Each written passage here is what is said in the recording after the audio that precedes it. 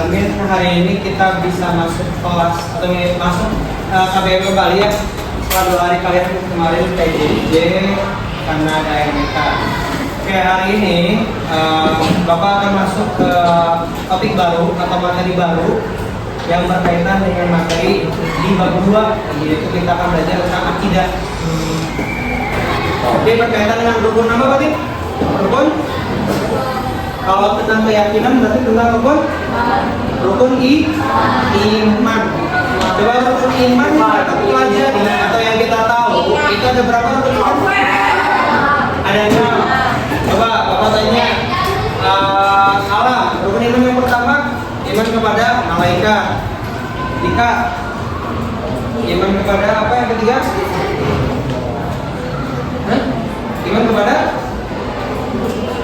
Iman kepada coba dewa, iman kepada kitab suci atau kitab-kitab Allah. Yang keempat iman kepada nabi dan rasul. Yang kelima Rezeki, iman kepada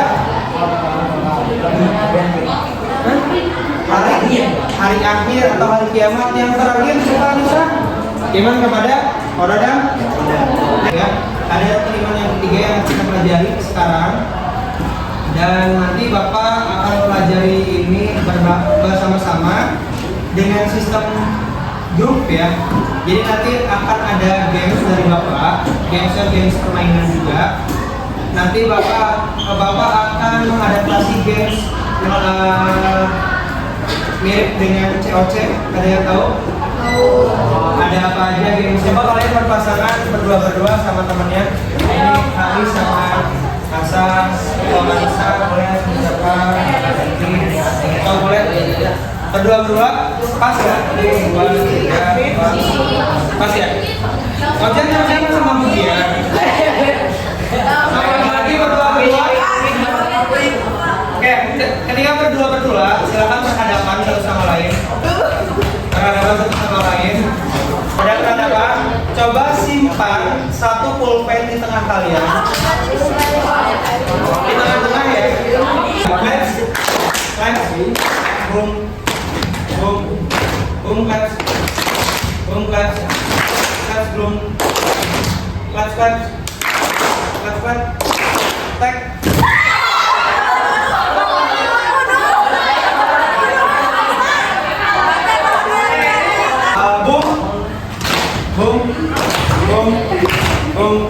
claps,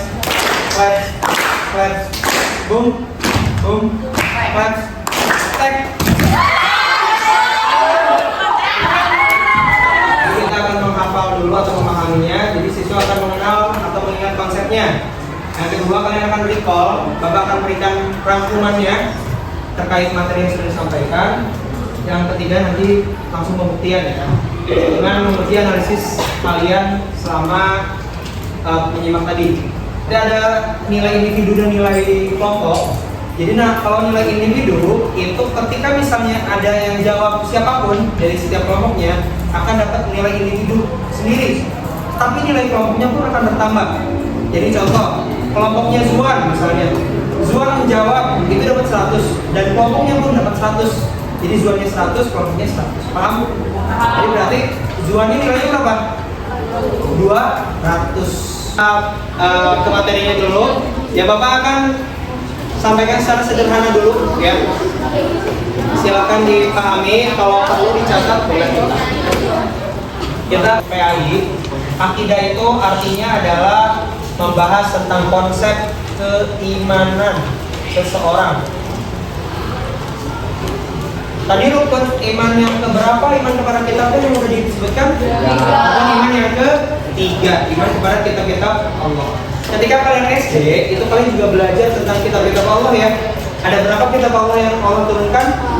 Ada 4 selain Al-Quran, ada 3 sebelumnya. Yaitu apa Pak? Iman secara Islam adalah membenarkan dengan hatinya, mengikrarkan dengan lisannya. Berarti lisannya apa? Ucapan. Dan membuktikan dengan perbuatan. Jadi ada 3 hal yang harus ada dalam diri seseorang jika ini dikatakan iman. Tidak cukup dia yakin aja tapi dia tidak pernah beribadah. Tidak cukup dia menyampaikan aja tapi tanpa dia melakukan perbuatan tersebut. Jadi harus 3-tiganya ada. dan dianggap sempurna imannya jika 3 tahapan itu atau 3 konsep itu ada dalam diri manusia. Contoh, misal Arya Bagaskara, Bagas ngakunya Islam, dalam hatinya yakin bahwa agamanya Islam. Berarti membenarkan dengan hati nggak? Oke. Mengikrarkan dengan lisan misalnya dia suka baca syahadat dan sebagainya, tapi dia tidak pernah sholat, maka imannya sempurna nggak? Tidak. Maka konsep yang keberapa tidak masuk ke dalam iman syar'i sila? Ketiga itu membuktikan dalam perbuatan. Yakin, ucapannya juga selaras dan perbuatannya juga sesuai dengan ajaran Islam. Begitu. Kedua, dia tunduk. Tunduk itu adalah patuh terhadap segala hal yang sudah Allah perintahkan. Apa yang Allah perintahkan berarti beribadah. Dan Allah larang, berarti yang dilarang apa? Hal-hal yang bermaksiat. Paham ya? Berarti nanti ketika al-qabul dan al-izyan ini sudah ada dalam diri seorang muslim, ada dalam dirinya Zuan, ada dalam dirinya Keisha, Davia dan sebagainya, maka akan menjadi manusia yang bertakwa. Kalau ijmali itu adalah cara berimannya orang-orang muslim yang masih di tahap dasar, di tahap yang misalnya dia belum belajar secara rinci, atau bisa disebut dengan pemahamannya secara global atau menyeluruh. Kalau ijmali, kalau tafsiri dia pemahamannya sudah mendalam, sudah terperinci. Di sini contoh, iman secara ijmali artinya adalah meyakini bahwa Allah telah menurunkan kitab-kitab kepada para nabi dan rasul. Ini salah para nabi. Bagas adalah seorang muslim yang imannya masih ijmali. Berarti kalau ijmali dia hanya tahu kitab Allah itu ada Taurat, ada Zabur, ada Injil, ada Al-Quran, tanpa mengetahui asal usulnya apa, isi rinciannya apa, dalam Al-Quran itu disebutkan ada ayat-ayat tentang apa, itu adalah imannya secara ijmali.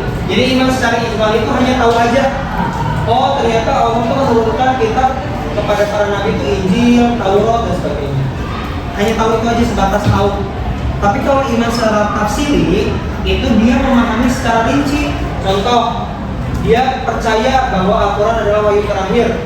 Dia juga memahami sejarahnya, konteksnya, ajaran Al-Qurannya, sampai dia bisa membandingkan antara Al-Quran dengan Injil, Taurat dan Zabur. Harus beriman pada kitab sebelumnya. Bapak kasih statement, kalian jawab. Dewa hanya beriman pada kitab Al-Quran saja. Itu betul atau salah? Salah. Kita akan masuk ke perbedaan kitab dan suhuf. Ada yang pernah dengar kitab? Ada yang pernah dengar suhuf? Suhuf itu apa? Ada yang pernah dengar? Coba ada yang bisa jawab? Nah, ternyata Allah menurunkan wahyunya itu bukan hanya kitab, tapi ada namanya suhuf. Bapak kasih perbedaannya ya. Kalau kitab itu sama-sama kumpulan wahyu Allah, itu wahyu Allah juga. Tapi kitab itu adalah wahyu Allah yang sudah lengkap dan dibukukan. Nah, kalau misalnya Al-Quran itu kan disebut dengan kitab atau suhuf misalnya. Kalau Al-Quran disebut kitab atau suhuf? Kitab, karena isinya lengkap dan dibukukan. Nah, kalau suhuf itu wahyu Allah sama yang disampaikan kepada Rasul juga, tetapi masih berupa lembaran-lembaran terpisah dan belum lengkap. Jadi suhuf itu hanya lembaran-lembaran aja dan disampaikan kepada para nabi dan rasul. Apakah suhuf masih ada zaman sekarang? Sudah tidak ada, ya, karena sudah tidak dijadikan pedoman hidup orang muslim. Kita tahu itu diturunkan kepada Nabi Musa untuk Bani Israel atau untuk orang-orang Israel pada zaman dulu, ya. Kenapa kitab Taurat itu sudah tidak boleh dijadikan pedoman hidup manusia atau umat muslim? Karena sudah tidak zamannya lagi. Karena zamannya sudah berubah dari zaman Nabi Musa. Nah, bahasanya Ibrani diturunkannya di mana? Kalau kitab Taurat itu di Bukit Tursina di daerah Mesir. Kenapa di Mesir? Karena Nabi Musa lahir di Mesir. Kalau Nabi Musa lahir di Indonesia pasti turunnya di Indonesia. Kenapa sekarang kitab Taurat dijadikan pedoman hidupnya orang Yahudi? Ada yang bisa jawab? Kitab Taurat sekarang itu dijadikan sebagai pedoman hidupnya orang Yahudi. Karena orang Yahudi tidak mau menerima perubahan, tidak mau menerima wahyu Allah kembali. Dia hanya menerima Taurat aja. Akhirnya kitab Taurat yang Allah turunkan itu sudah tidak murni wahyu Allah, tapi sudah dirubah oleh mereka, isinya tentang keimanannya, keesaan Allah yang sudah dirubah. Jadi sudah tidak boleh. Yang kedua ada Zabur. Zabur itu bukan Nabi Daud. Zabur itu turun sekitar 600 tahun setelah Nabi Musa mendapat Taurat. Siap? Jawab. Oke, silakan diingat kembali.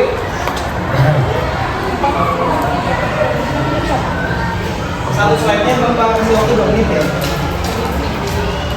Dio, boleh dibaca. So, Bapak nggak akan jelasin kembali. Kalian pahami betul-betul, ingat-ingat. Ketiga.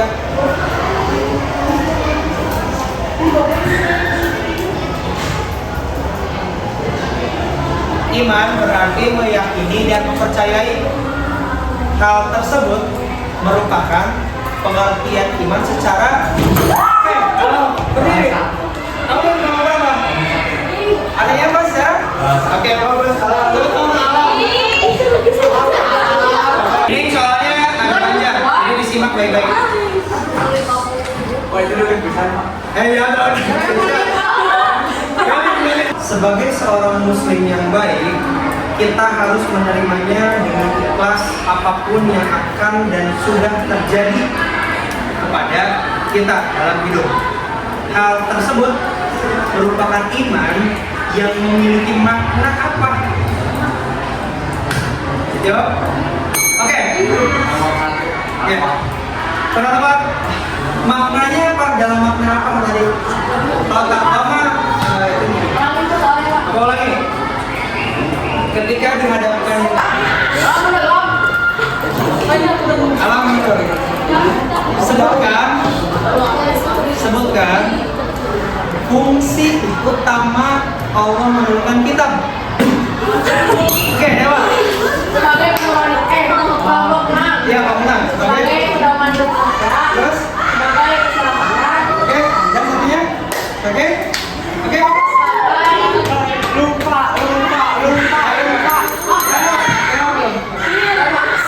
Nanti mulai lanjut dong.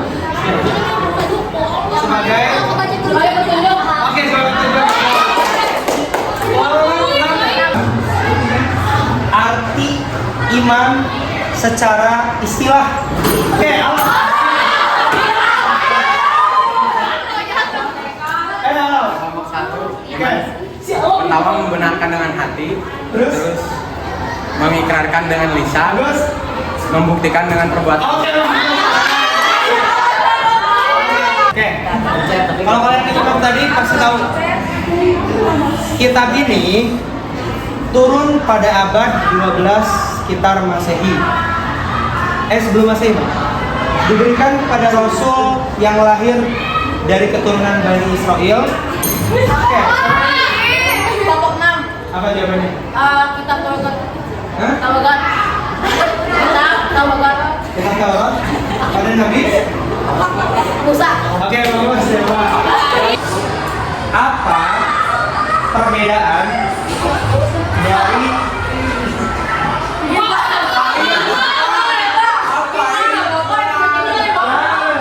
jelaskan perbedaan dari kitab dan suhuf? Ini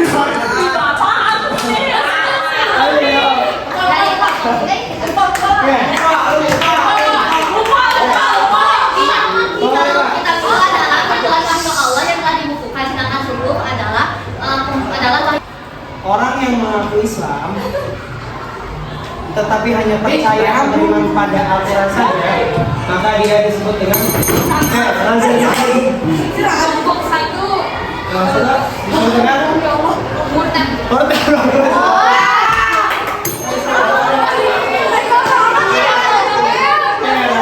Terakhir, sebutkan dua saja. Sebutkan dua saja isi suhu pipa kita. Haza, Haza. Haza. Haza apa? Dua saja. Kelompok satu, seseorang yang berdosa. Oh itu astagfirullah. Dosa.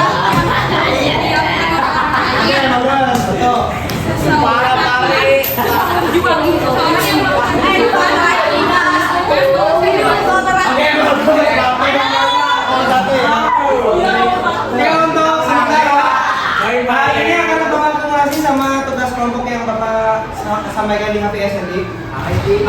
Kelompok satu ada 450, masih kurang ke kelompok satu. Ada alam, diingat aja. Ketika sudah diingat, satu kelompok itu membutuhkan 2 HPS atau 2 lembar.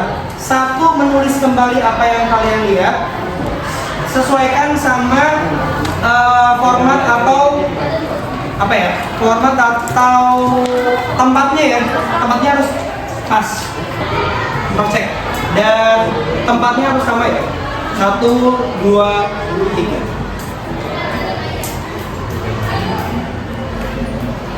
Ingat-ingat tempatnya.